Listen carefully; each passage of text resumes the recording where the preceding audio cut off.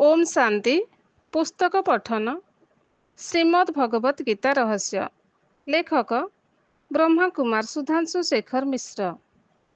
तृतीय अध्याय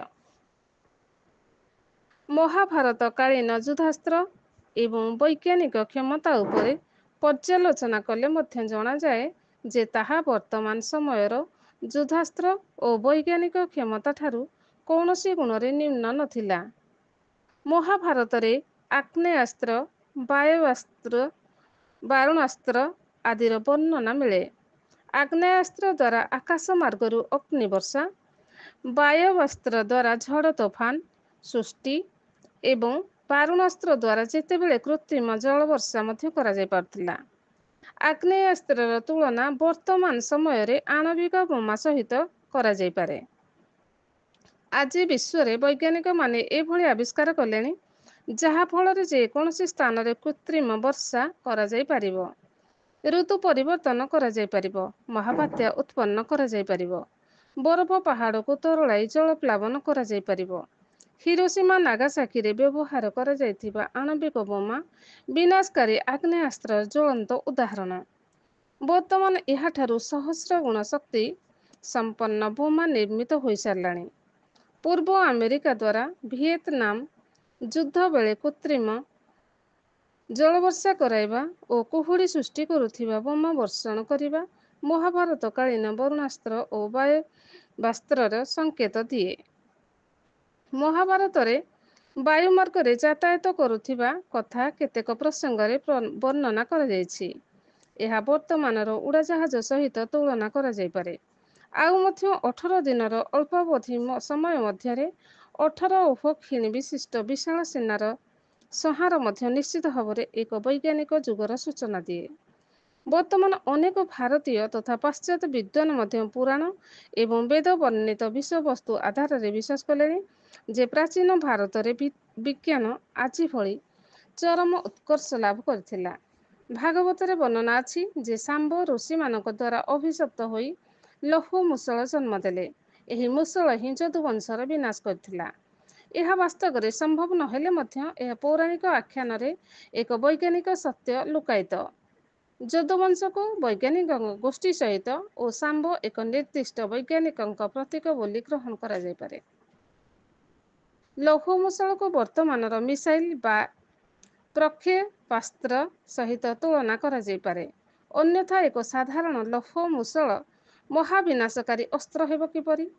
सांबंक गर्भरू लौह मुसल जन्म हेबा कथा वैज्ञानिक परीक्षण को बुझाए। अनेक समय गर्भ बा पेट बुद्धिर पर्यायवाची रूपे व्यवहार हुए। तो पेटरे एते कथा अछि, तो पेटर कूल किनारा बुझी हुए नहीं, तो पेटरे कथा हजम होई पारे नहीं, तो पेटरे एते कपट आदि जो रूढ़ी प्रयोग हुए ताहा बुद्धि को सूचित करे। संजय राजप्रासाद रे बसी युद्ध क्षेत्रर विवरणी धृतराष्ट्र को शुणाथिबा प्रसंग उपरे केतेक विद्वान कहती जे सेतेबेले मध्य दूरदर्शन यंत्रर प्रचलन थिला। व्यासदेव संजय को जो दिव्य दृष्टि प्रदान करथिले ताहा दूरदर्शन यंत्र टीवी सदृश थिला। दिव्य दृष्टि बा दूरदर्शन प्राय समान बोधक शब्द।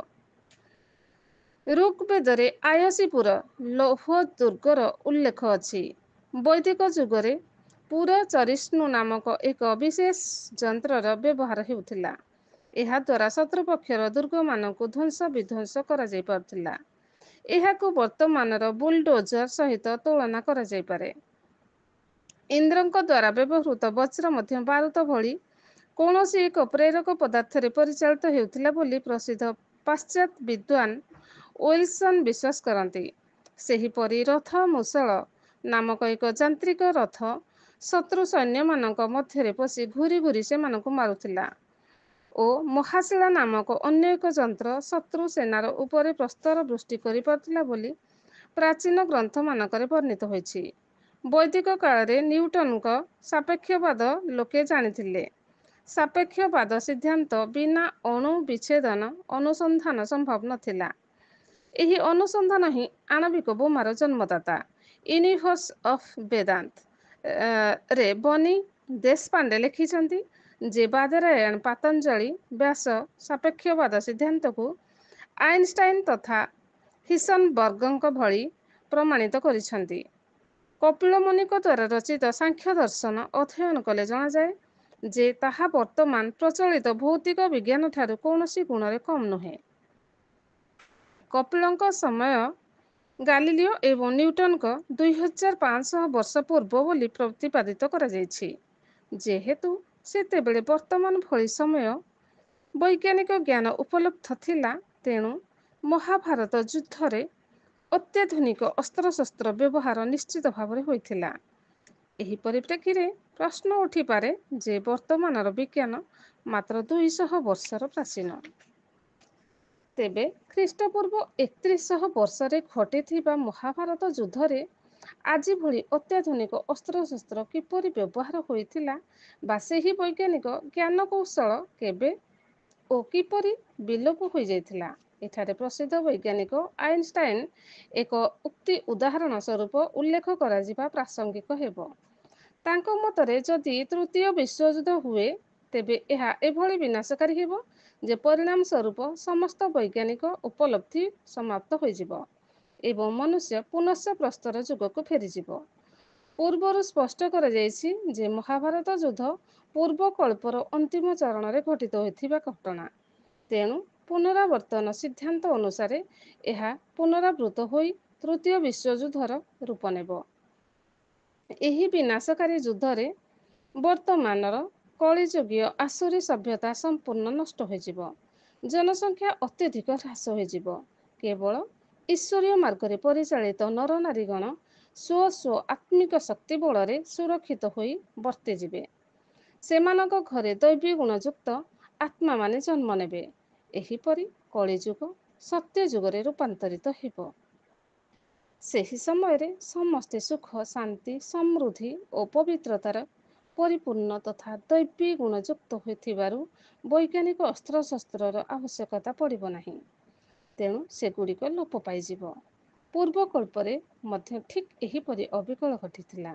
ବର୍ତ୍ତମାନ ସେହି ପ୍ରାଚୀନ ଇତିହାସର ପୁନରାବୃତ୍ତି ହୋଇଛି।